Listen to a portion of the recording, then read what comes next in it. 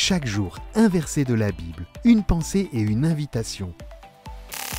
Plus de power avec Léo. Vous avez déjà eu cette sensation quand vous entendez votre téléphone sonner dans une pièce bruyante et que vous savez que malgré tout le bruit, c'est votre téléphone? J'imagine que c'est un peu comme ça que ça marche avec Dieu. On peut entendre sa sonnerie même dans le brouhaha de notre vie quotidienne. Mais comment on fait pour être sûr que c'est bien lui qui appelle et pas quelqu'un d'autre, genre un imposteur? Permettez-moi de partager une parole qui se trouve dans l'évangile de Jean. Jésus a dit « Mes brebis entendent ma voix.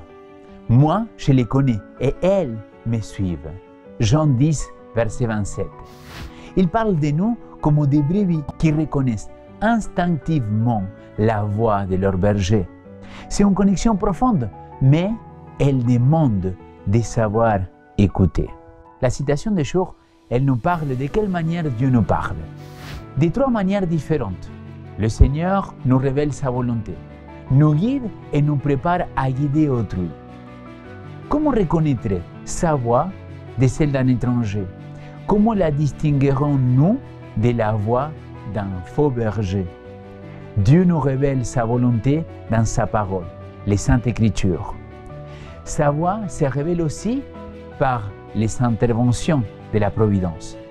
Et nous la reconnaîtrons si nous ne séparons pas nos âmes de lui en marchant dans nos propres voies, agissant selon nos propres volontés et suivant les incitations d'un cœur non sanctifié, jusqu'à ce que le sang soit devenu si confus que les choses éternelles ne se distingueront plus et que la voix de Satan soit déguisée à un tel point qu'elle est acceptée en tant que voix de Dieu. Mon ami, reconnaître la voix de Dieu, c'est comme apprendre à distinguer une chanson parmi des bruits de fond.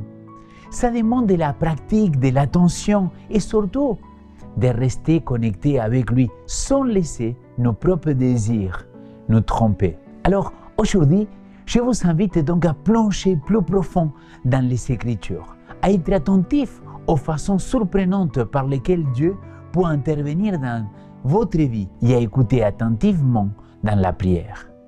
Ne vous contentez pas d'écouter passivement, engageons-nous activement à discerner sa voix. C'est un challenge, oui, je sais, mais c'est aussi le meilleur moyen de ne pas suivre le mauvais appel. Es-tu prêt à tendre l'oreille et suivre la bonne voie?